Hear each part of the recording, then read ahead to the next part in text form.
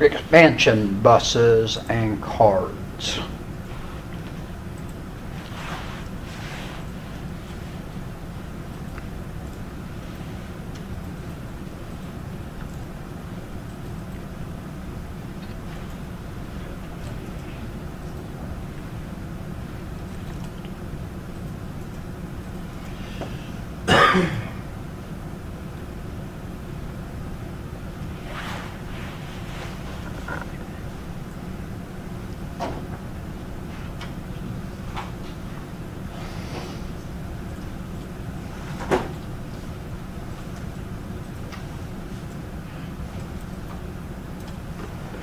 All right, they basically present you with three.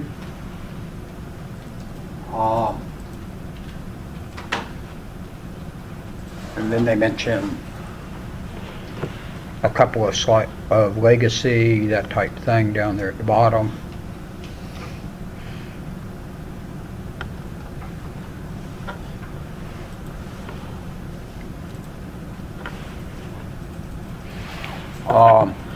So it's your expansion cards that you can put in there. So when we're looking in the machine, that you've got extra slots in there where you can put expansion cards in there. Used to be a number of slots there for you on them. If you get server built ones, you'll still get a number of slots usually on it, but if you're using the smaller motherboards, you've only got a couple of slots right there for you for expansion cards. So they mentioned about the PCI, the peripheral component interconnect, and then that there's two modern versions of that. So that you've got the PCI ones were out there, but generally what you're using today is going to be, in terms of the PCIe ones, is more of what you're going to use as far as out of that one. So you've got the PCI were larger ones. PCIe are going to get the smaller cards on it, and the plug-in part particularly. They mentioned there that they replaced the ISA and VISA one. The VISA actually was your video. The ISA were long cards that fit in there, and a lot of your cases wouldn't even support those today.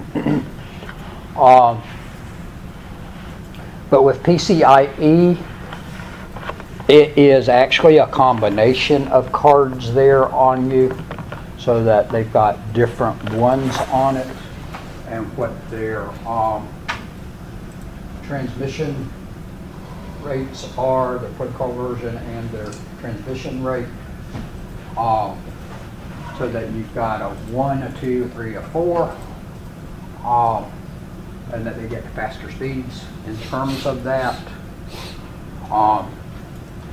of it, but that they will fit backwards. So if it's the larger one, the smaller ones will fit into them. So they've got a number of combinations on that. So they put it, so those are considered into one type of card, but you got to watch out for whether it's which number it is on it beyond the PCIe. Does everybody follow that part? Because otherwise, if you try to get a larger one, it's not going to fit into the older slot. So if you've got a 1 or a 2 slot there and you want to put a 4 into it, you're out of luck. You got to have a, but if you've got a 4 slot there, you can put the 1 and 2 still into it, okay? Because it keeps increasing the bandwidth across on it. So they throw you those and talk to you about those. PCIe 1, it says they're typically used for network cards, USB cards, and sound cards. And that it said PCIe times 16. So notice the 2, 4, 8, 16, 32 is the connection types. Those are the data rates on the 1, 2, 3, 4. You're going to see them more referenced into the connection types there, so that's one to be careful of, that the 2 The 2 will fit into the 32 slot, but the 32 is not going to fit into the 2 slot. Okay? So everybody follow on that? And where with my church computer, I just about bumped into that one the other day that it had, or actually a couple of months ago now, that I went and got a PCIe new video card for it, and then when we went to plug it in, I went, whoops, is this going to work? And that, luckily I'd gotten one that did fit on it, but if I had have gone to the 32, I would have had a problem because it didn't have a 32 slotted. And the other person that operates it with me had been trying to tell me that I needed to buy this 32 one, and I was going, we don't need to spend that much money, and we don't need that card for what we're doing. And it was a good thing I didn't buy it because it wouldn't have worked anyway. So do be careful on those. And then they mentioned there is a mini PCI one, so that in laptops, or that mini ITX one, that's a real small motherboard one, that that's one that can be used for cards into those. So that you can add in some laptops on that, but that's real limited. Legacy buses, the AGP was your graphics port one, and that was a larger slot, and you had to clip to control on it, and you actually got one of them controlled in terms of that usually now. And you did have also in the past, there used to be a card you could plug into a slot that in turn had like 4 slots on it that you could plug things into it. And so that's where they mentioned about this AMR one that they mentioned was called a daughter board that the expansion cards plugged into, because it wasn't an expansion card itself, it just gave you more expansion slots inside the old machines. But that is old.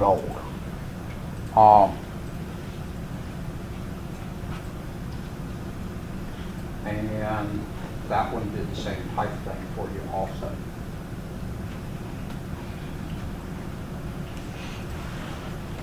But the AMR one I actually did use at some point in the past.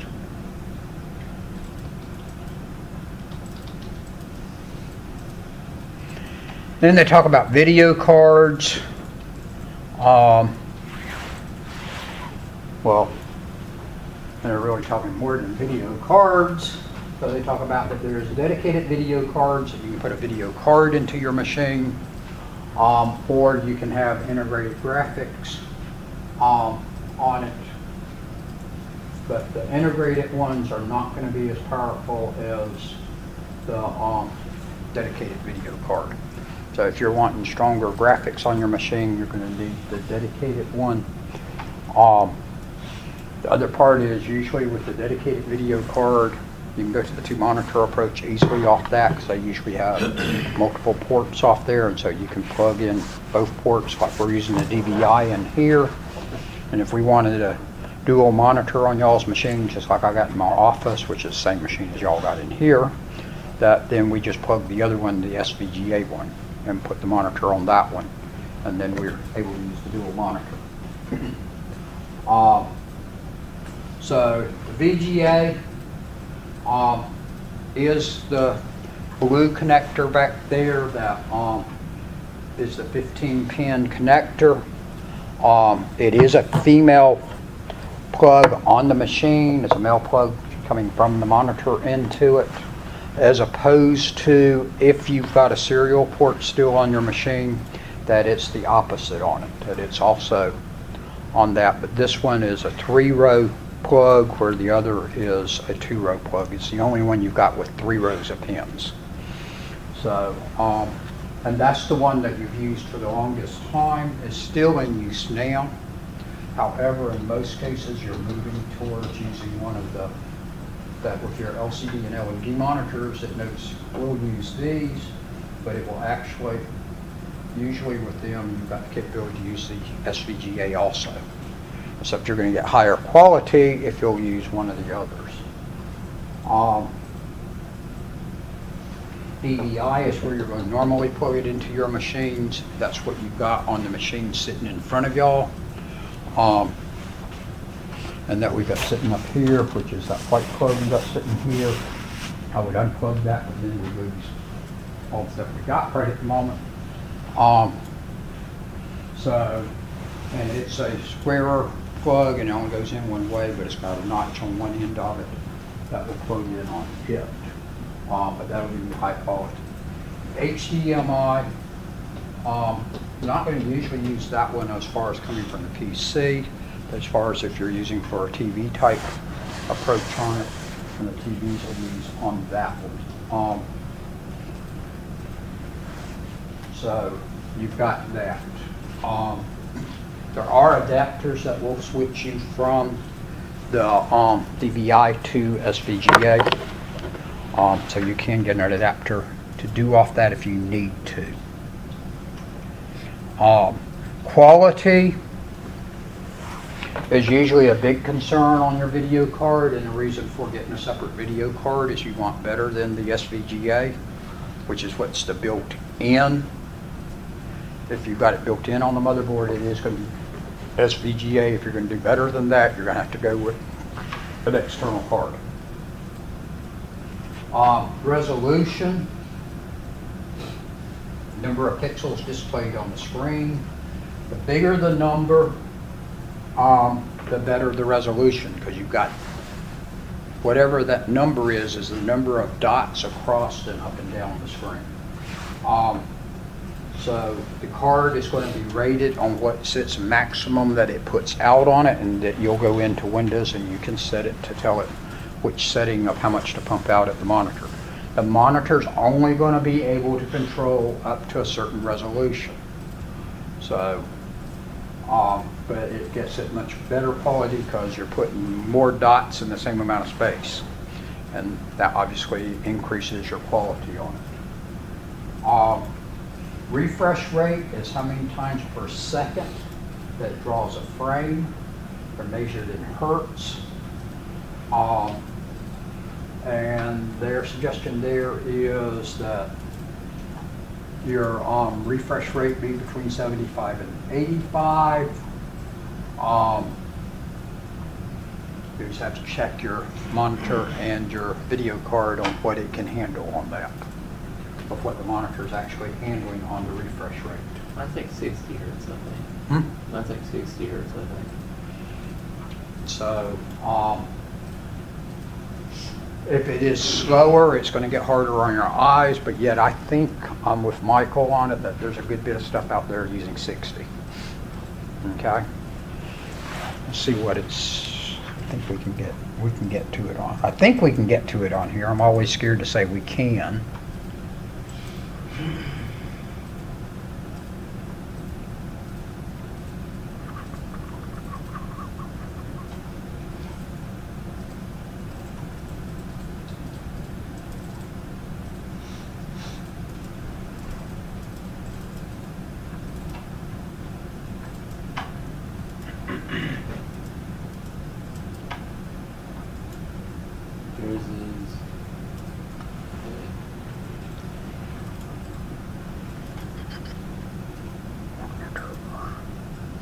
Yeah, because we got 60 as our refresh rate on here.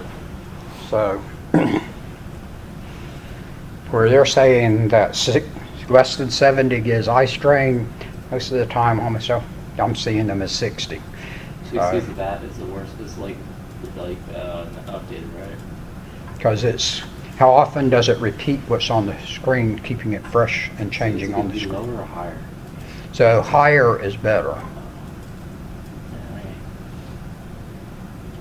So they've not that. The optimal refresh rate is between 75 and 85. Refresh rate of 70 or lower may cause eye fatigue, but yet that's what we're working with. Okay. So they've not exactly got it right there on that one. But that's your monitor on it. That's not coming off the video card. That's purely what the monitor's rate of how fast does it refresh on it. Processing capabilities. You've got a graphics processing unit on there. that's on your video that decides how fast can it work just with sending the video out to the video card, process it and get it in a form to send it to the video card. That's coming off separate from the CPU. The CPU is figuring out what belongs on the screen, but it does not process it to get it exactly on the screen. Does everybody follow on that? So the bigger the processor you've got here, in terms of the higher the speed on that, and in terms of the next one, the amount of memory you've got on it, the higher the speed and the more memory you've got in there is going to increase your processing capabilities and the fancier stuff you can put to the screen and more stuff that you're processing video-wise. My machine at home, I'm bumping my video card currently on it, either because of memory or the processing capabilities. I'm not sure which one I'm bumping out of, but I know I'm bump one.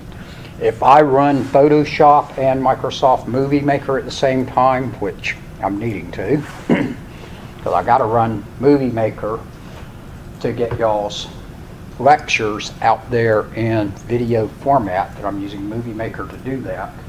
Movie Maker uses a lot of processing capabilities in terms of getting the thing done.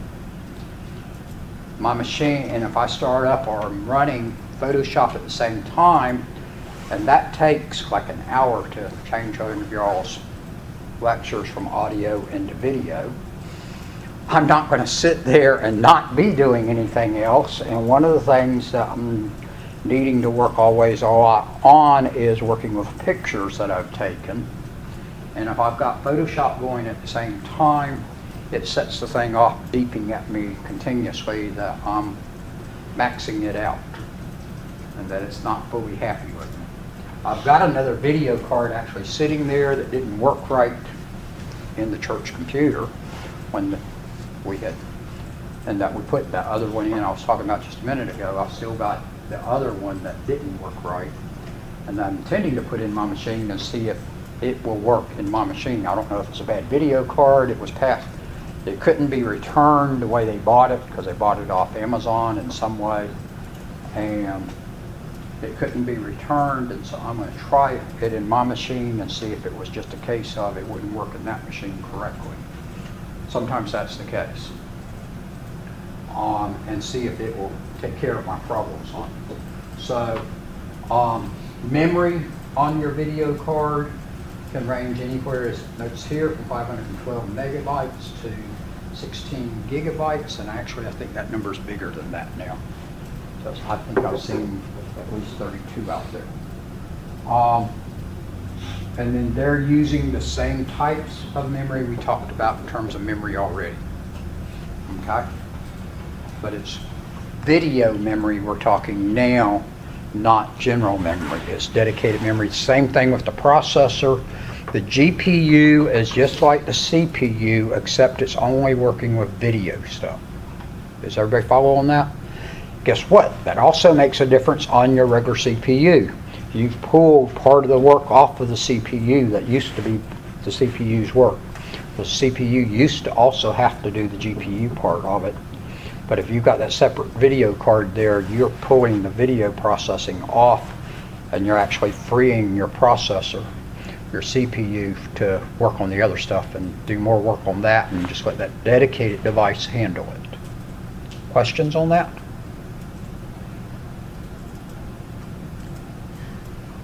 Did I skip anything on that page? Because I forget to scroll down.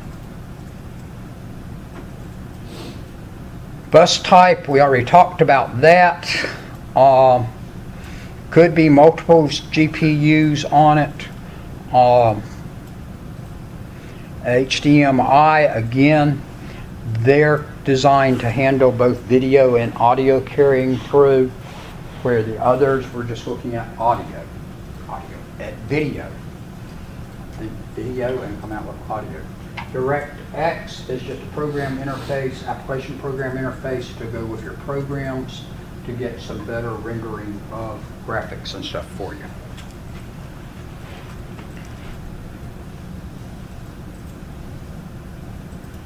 And you can do your TV input output. So you can use your TV now as your monitor for your computer. So that's a lot of your TVs actually have the DVI input on them so that you can use the DVI across to them. I've done it home when my monitor, because I had a real good monitor and it went out, and for a little bit till I could get another monitor, which isn't as good a monitor, that I did go to using my TV there, and it actually had a DVI for me on it. And it worked nicely for me, except then I didn't have my TV because it's in a different spot from the cable. And today you're really going to be using digital TVs, that you're not going to run into analog TVs as general rule. So that's sort of obsolete.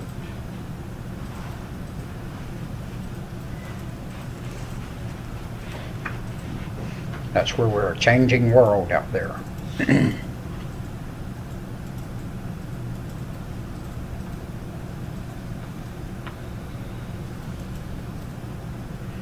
And then they mention about if you're going to watch protected digital media where it sends it across in streams that are protected, you got to make sure you have the ability to work with the HDCP. I haven't done that, so I really don't know much about that because I just haven't gotten much into videos in the first place.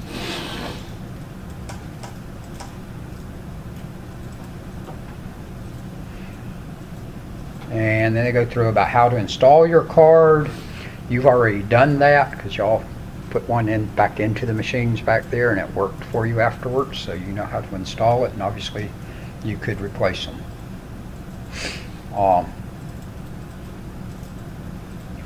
Audio. Let's go to the fact sheet.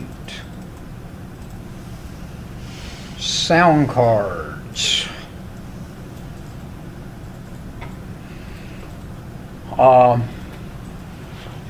Again, back to your PCIe, that it says that they're going to be the X1s. And it says most new motherboards have an onboard sound card. Actually, most motherboards have had an onboard sound card. I'm not sure where they came up with most new ones.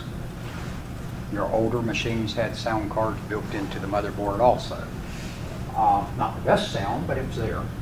It can be split in, it is going to be split into multiple channels. It could be 2-channel or 4-channel or a bunch more channels, 6 or 8 channels.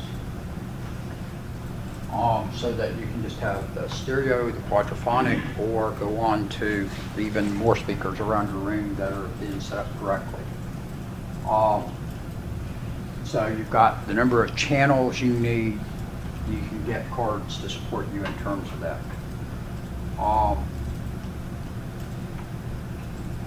The sampling rate, the bigger the number, the better it is. Okay? So,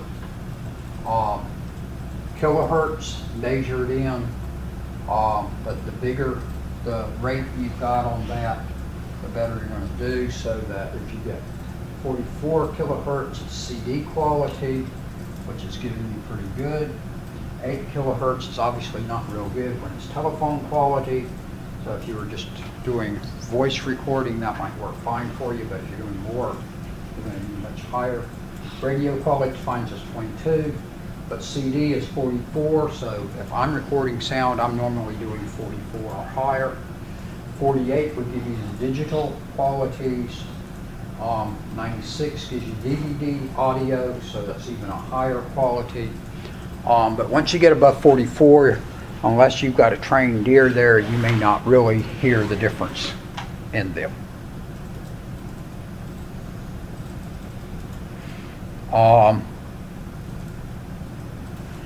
And then there's a number of different specialized ones you can add that can come on the card to give you additional functionality of sounds or to give you a better sound on it.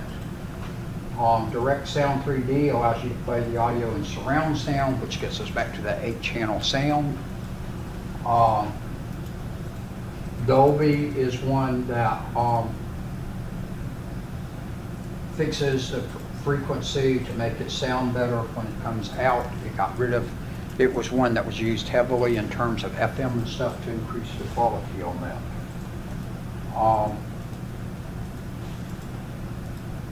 In the digital theater systems, I've got their system to it. MIDI is one where you supply it what the notes of the music are is in the file, but it's not actually got the sounds in there. It just has the notes. And then when you use your MIDI program with it, you tell it what instrument to use, and that instrument uses those notes to play it in. So you can take a song that's a MIDI file and play it as if it was played on horns or a pipe organ or a piano, and use that same song played all the different ways that's just playing the notes of it. Does everybody follow on that? So basically the MIDI file is a sheet music file. It's a computer sheet music file, okay? And that you can use it with whatever type of instrument you want, and that you'll have playbacks in there, MIDI playback file programs that will let you choose on it. A lot of your electronic pianos have got the same thing built into them, and to use the MIDI files also.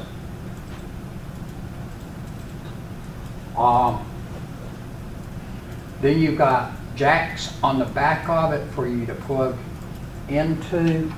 One of them is for your speaker out. It's just sending out a signal to your speakers, which is amplified on it coming out. Actually it says, so that the speaker out one is amplified. The line out is another plug you've got back there, which I believe is pink. The speaker one, I believe, is usually blue. Am I correct? No, the speaker one's normally green and the microphone's normally blue. And the line out's pink, I believe, if I'm remembering my colors correctly. Okay? The line out one just sends the signal out unamplified. Okay? So if you're going to send it to some type of amplifier, you want to use the line out on it.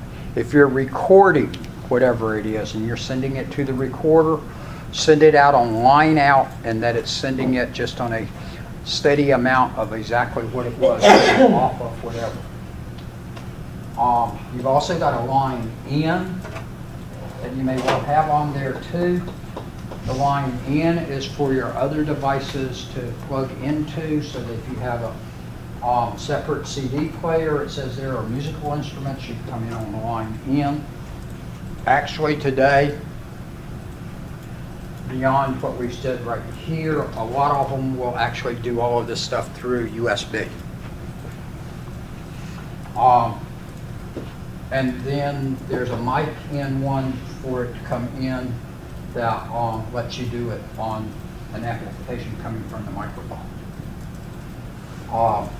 But a lot of them will use USB for the connector today. I know I've got a turntable at the house now that plugs in on my USB and basically feeds it in just like coming through line in, but it comes through USB.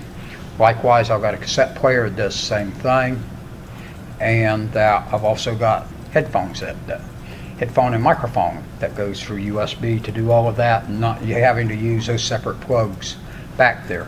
So that you're seeing some motherboards now not including the sound jacks on there anymore, even though they've still got the sound capabilities built into the motherboard, but they're handling it through USB.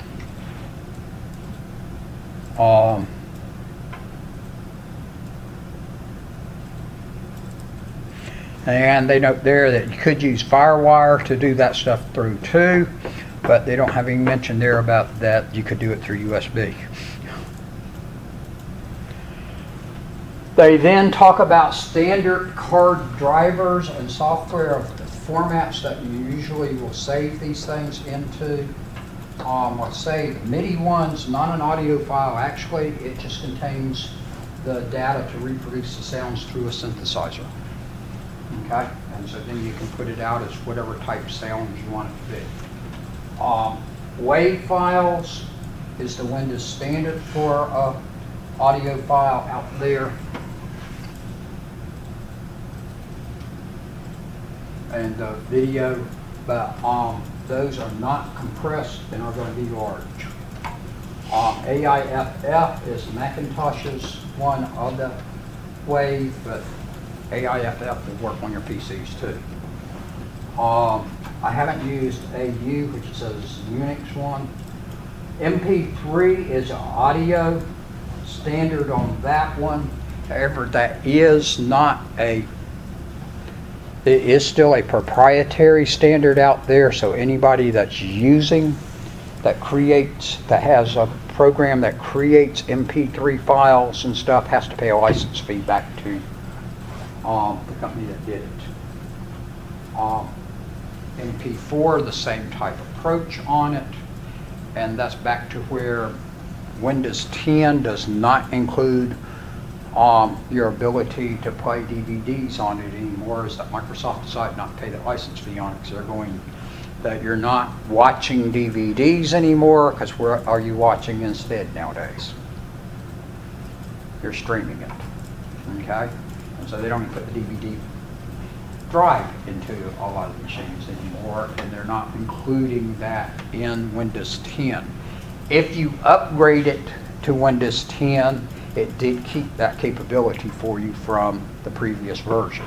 But if you've got a brand new installation of Windows 10, you're not going to be able to play a DVD in that machine without going out and getting a third-party utility, which there is some freeware out there to do it, to play your DVDs. But the utility is not included because it saves Microsoft licensing fee. WMA is Microsoft's standard.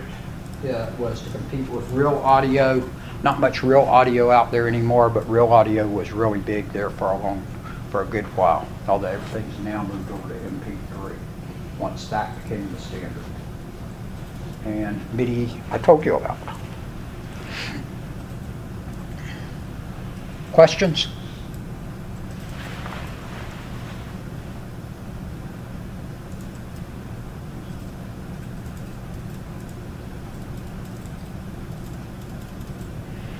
And then they go through and tell you about how to configure the sound card, that you could have an internal built in on the motherboard, or you could have a separate one. Here they actually tell you that sound could be connected to the PCIe, and that you could also on a laptop connect through USB for using two on it, but you could use USB on the other machines too. Alright, let's see what we got here.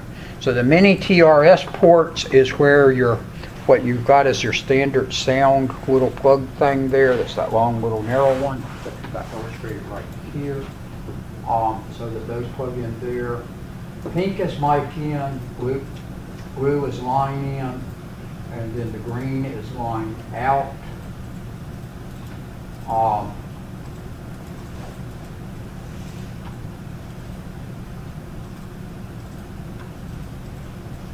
And that's actually not line out, but is the speakers, because it is amplified.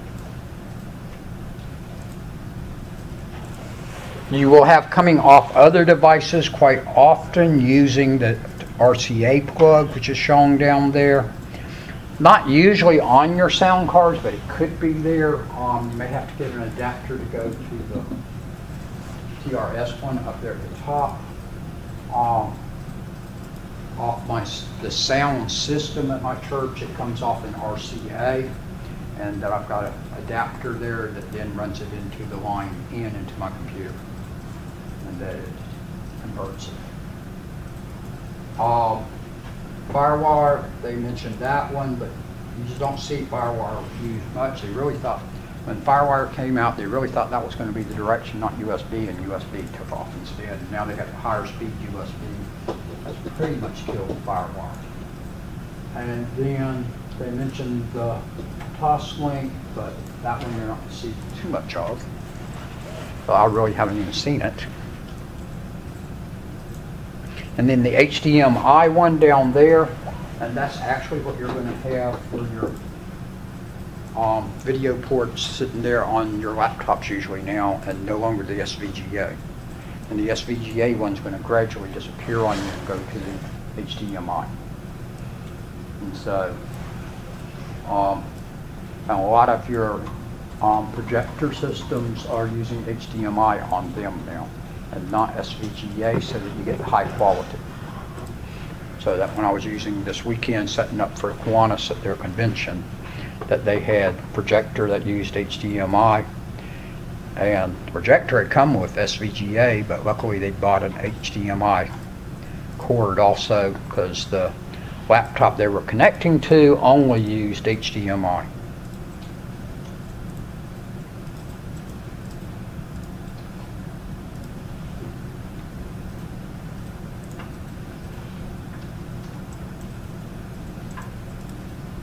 Cooling. Shouldn't be a whole lot on this.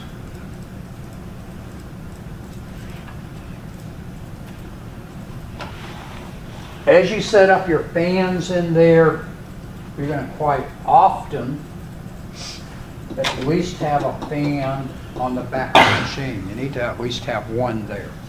You're also going to have a fan built in your power supply unit. But the fan in the power supply unit's not going to cool your machine. That fan's just going to cool the power supply. However, notice the direction that all of this air is moving here. They've actually got pictured here in terms of 5 fans built into this machine. Okay? They've got a fan on the power supply, 2 fans on the back of the machine, and 2 fans on the front of the machine. They need to be all running the air through here in the same direction. Normally pumping it out the back, because that's where the power supply is going to definitely be pumping it out. If you put the fans here pumping out and you put the fans here pumping out, you're going to overheat your machine, because you're not going to ever bring any cool air into the machine to cool it with. Does everybody follow on that? So you need the fans all pointing the same way. That if you've got multiple fans, that they're the same way through the case, so that it's going from the front and out the back. Air vents here on the front have got to be kept clean and open.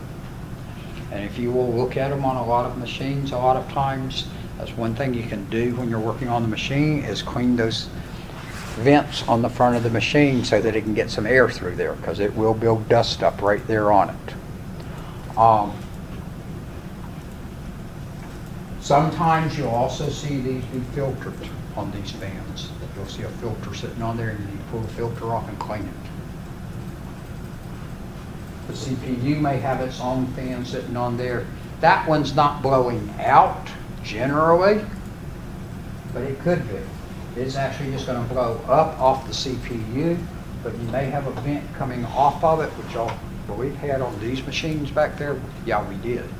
That it was vented back to the back, and that it was vented directly on out and not across the rest of the machine, so that that heat went out separately on it. Just like the power supply heat is not passing down into the rest of the machine, it just goes straight out of there. But the air that is pulling into the power supply has come from across the rest of the motherboard.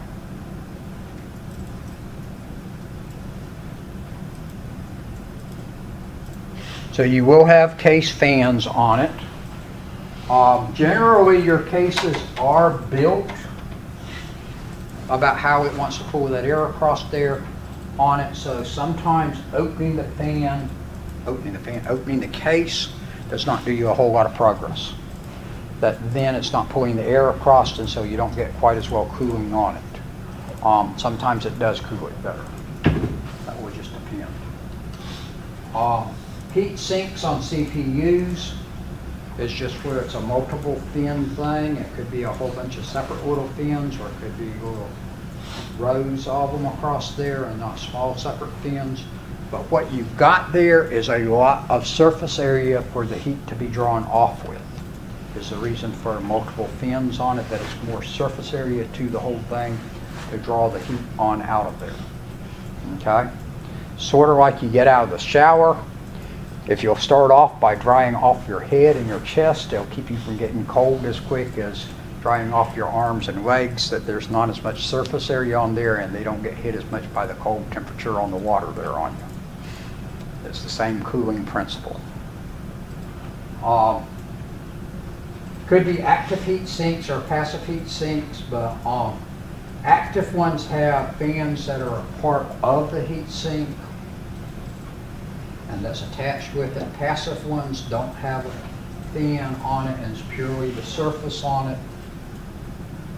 And so some of your video cards, your lower end video cards, will just have a passive heat sink there, and that you'll see it stuck up a little bit. It's not real high on it, but a little bit of a heat sink to it to draw the heat off. Some of your memory cards will actually also have the heat sinks on there, but they'll actually, spreader's probably a better word for it because it's not got that larger area by having the standing up parts, but just the metal part across the back of the memory to be able to draw the heat off from the memory chips, that it gives a wide area to be surface on it. But if it did it with the risers on it, it'll actually do a better cooling job on it.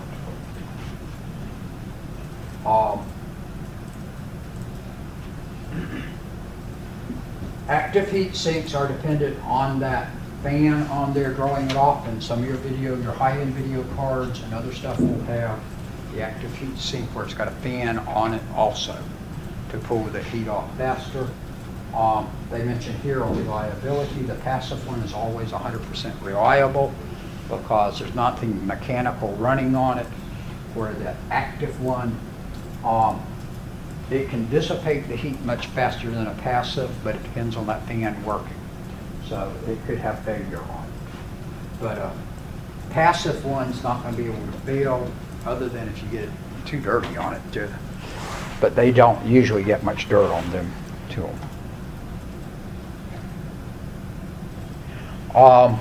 CPUs quite often have a heat sensor on them, and so that if the CPU gets too warm, it'll shut the machine off. Give you a warning and tell you it's shutting it off, that you've exceeded its temperature. The case may have a heat sensor on it also,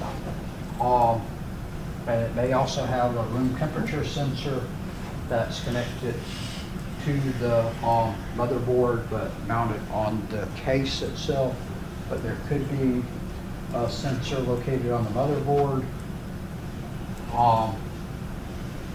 or in the area of it, so that you can pick up if it's getting too hot in your case.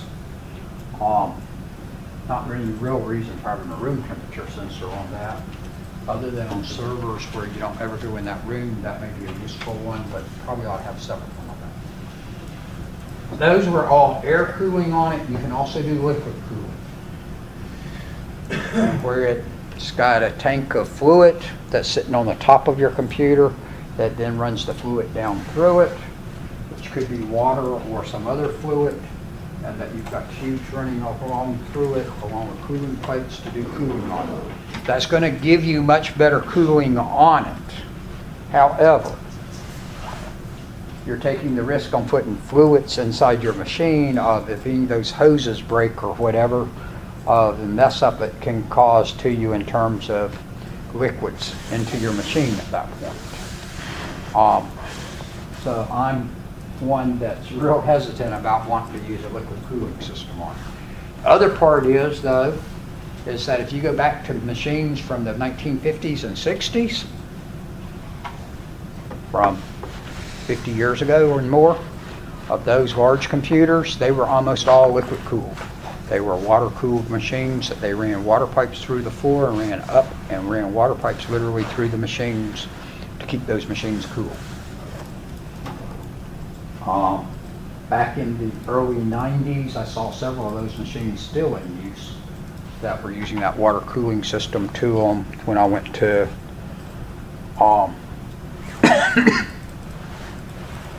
Robins Air Force Base there in Warner Robins, when they toured my class through the computer center there, they actually had some of those still in use at that point, and that they were water cooled on it. You've got some new supercomputers now also using water cooling systems to keep them cool. So real high-end ones are also going to use this, but some people wanting real speedy gaming machines and stuff will go to a liquid cooling system on that. Looks neat, seems to work fine, but I've just got hesitancy about putting water cooling into a machine that that rubber hose in there, which is all you've got connecting all of those things, or if where it goes into the other areas, if you get a break anywhere in there, you just put liquid in there, and liquid and your computer is not a real good idea. And so I'm real hesitant about doing that approach. Obviously, water cooling works quite well because that's what we do with our cars too, unless you've got an old VW, which ran on a air cooling system. So water cooling will get you extra cooling to you beyond what you could do with the air cooler. The other part is keep the room that you're running it in, don't let the room get too warm, which has been a problem here on this campus that we've had. Sometimes the rooms get exceedingly warm, and then these cabinets here, which I think I mentioned the other day, there is no ventilation on these cabinets. You open these cabinets up and you get hit by a bunch of heat coming out at you from the machines in there because they are closed completely. There is no openings on them other than this front door, which is not going to be real good, and they've got two pieces of equipment running inside these cabinets. They've got a computer sitting in there, and they've got a video box to run that projector off of sitting in here, and there literally is a good bit of temperature coming out of that thing in there, and that's going to burn those components up in those devices much faster. So I would expect that computer up here to fail before y'all's computers start failing. And when this room gets exceedingly warm, then that even gets warmer in there because it's not getting it. It needs some holes cut in that cabinet. Questions on cooling? So do make sure, if you're suspecting a CPU problem, make sure it's not a heating problem. If the machine wants to just cut off at times and stuff, make sure that you do have ventilation through the cabinet, okay? That your fans are working, both on the power supply and any other fans in there. And then also make sure it's clean where the air comes in and where the air goes out, and also the motherboard's clean, because that will all build heat in your machine.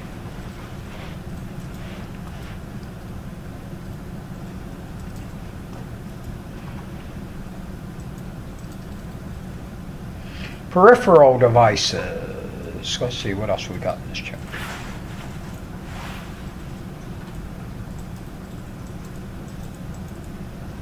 Okay, let's do peripheral devices, and I'll probably do it.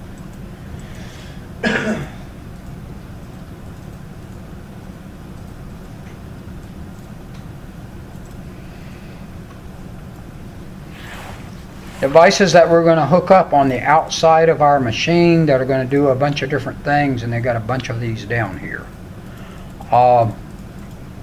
Starting from what's going to be used quite often at the top.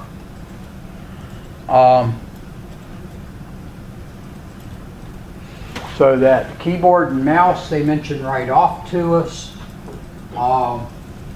Keyboard, it says connect through the USB port, or they could connect through the mini DIN port, okay, which was the other one for the IBM.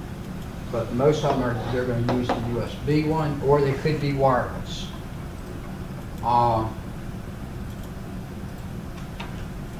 And it says here, almost every desktop computer requires at least a keyboard to function.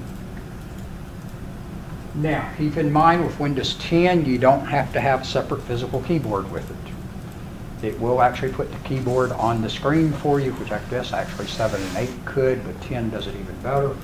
That you can have it do a keyboard from up there.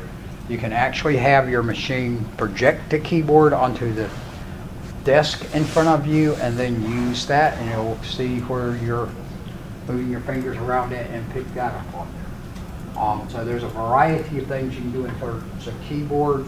So it does not need an external keyboard necessarily, because if you got a touch screen machine there, which a desktop can be, that if you got a touch screen monitor with it, you don't need a keyboard. You can do it through the touch screen. So that's not quite totally true there anymore. Keyboards, besides going through the USB port, they can be wireless also. However, that is a security issue using a wireless keyboard. Okay, because you can actually pick up, we can go outside the building if we had wireless keyboards in here and pick up signals of the keyboards. Does everybody follow on that? So that's the reason you'll see quite often businesses, and you'll see in the school, that we have no wireless keyboards, is that they can be intercepted, and that's usable information to you, stealing the keyboard signal. Because after all, how do you put your credit card number in? Type it in the keyboard. Okay? Mouse could be wired or wireless, and there's not any security issue on a wireless mouse, because all it does is tells you where, that you just see the movement around on it, but you don't know what it is they're clicking on or anything. So intercepting a mouse signal doesn't do you any good. You can intercept those all you want, and you won't have anything to be used with. It's normally going to use USB, but it's just like on this one that it can use the old connector too, of the mini one. And if it's a wireless one, it does have a battery into it, and then it's going to use some type of RF signal across on it, that you're going to have a receiver on the machine for receiving that mouse or wireless keyboard one. Optical mouse is what you're going to normally have today. So that you've got it's using a laser beam out of it to detect the movement all on it. Don't hold the mouse up and look at that light coming off the back of it, because on a lot of them it is a laser coming off the back of them. Okay? It's a weak one, but it's still a laser. And then that it said some have got other type ones to pick up the movement on it. Obviously you can have 2-button, 3-button, and whether you got the scroll wheel built in there, but you can have those set up on it. Beyond the mouse, that you've got the ball ones, where it's basically a mouse upside down, where the ball sits up down, and you roll the ball around to do the same type thing as the mouse, without having to move all over the place. They stay in a fixed position. I had a student one time that was paralyzed and had movement of his hands, but didn't have much movement of his arms, and he could actually use the ball one, but he couldn't use a mouse. So he couldn't move the mouse around, but he could move that ball around. He had enough control to do that. And a lot of people that are doing digital type of media type stuff tend to like the ball one instead of the mouse, that they feel like they got better control on it.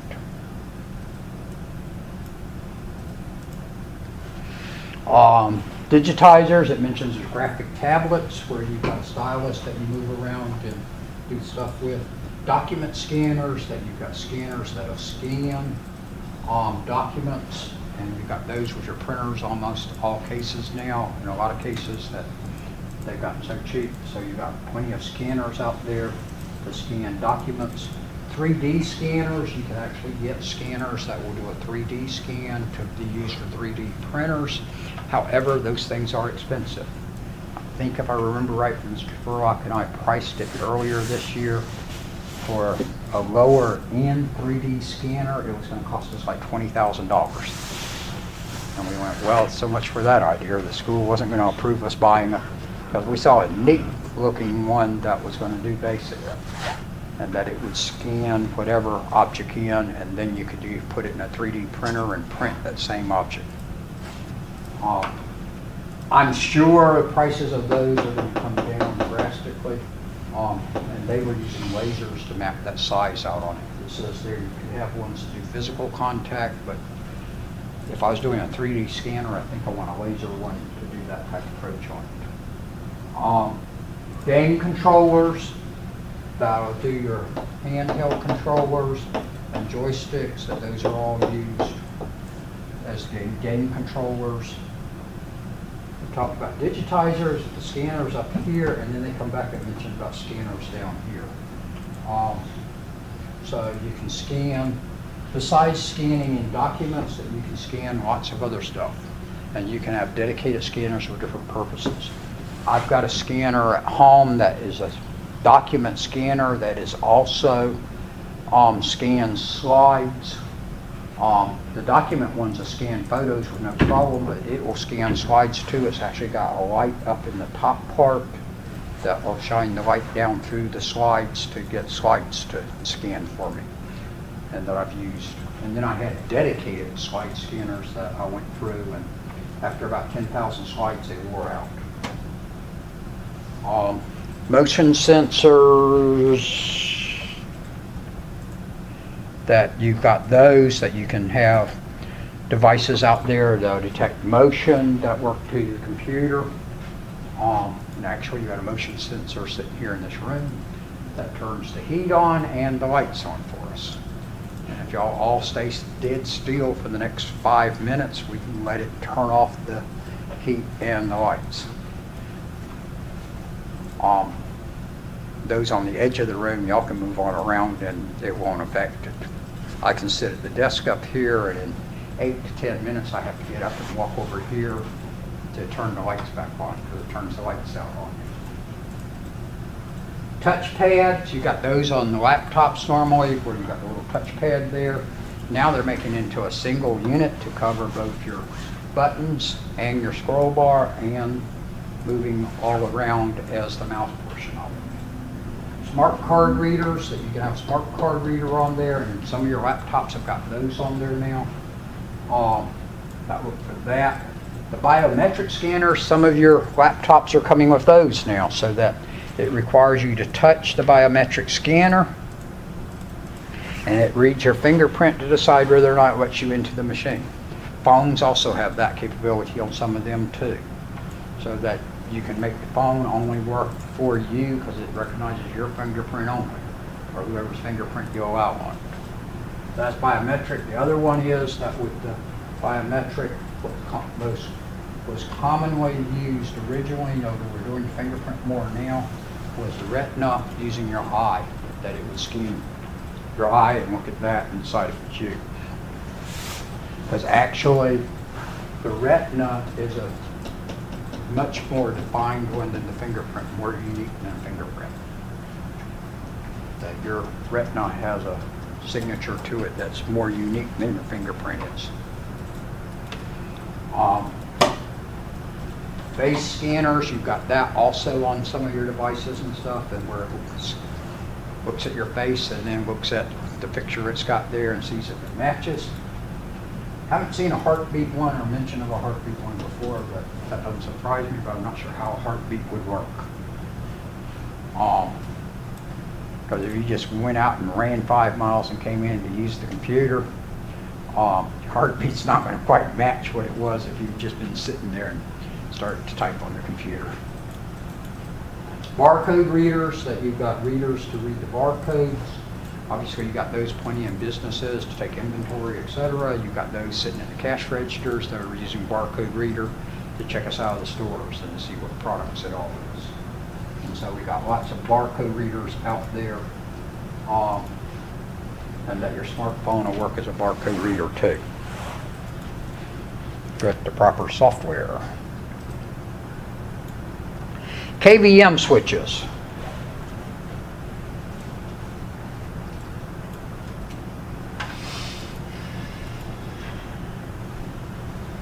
What it allows you to do is to hook up more than one keyboard or a mouse or a monitor to a computer, okay?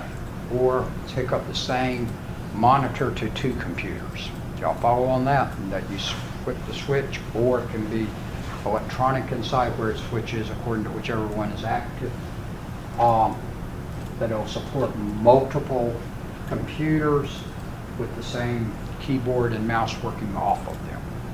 Not seeing much of those anymore now. They were bigger, but now I'm not seeing much use of that now because your machines have gotten large enough and capabilities on it that you don't need normally multiple machines sitting there that you're trying to work with. But you could use a KVM storage. Set-top boxes are just boxes to allow you to connect your device to something else.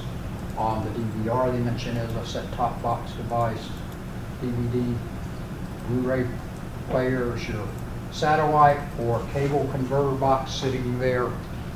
As I've noted before, that you'll actually see that one called as a modem quite often when it's really not a modem, but it's your signal converter going into it.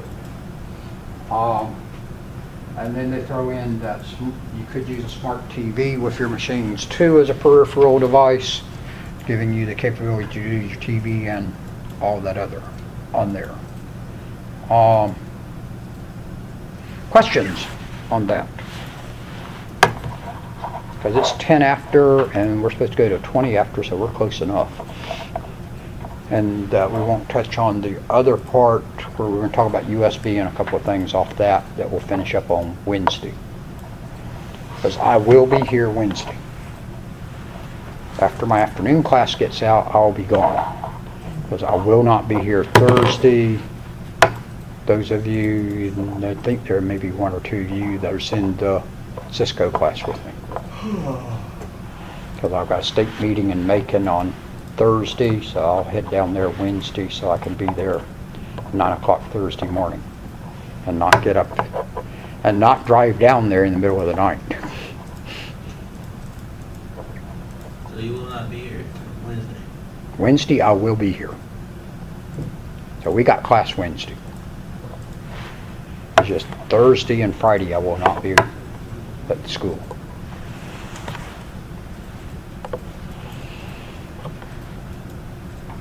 There's our meeting on Thursday and then I'm off on Friday.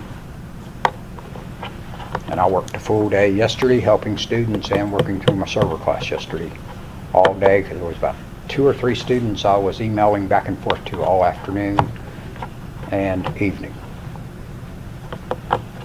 Apparently they were watching the Super Bowl like I was, where I wasn't watching closely on a lot of it and I was sitting there working on the computer most of the time on it.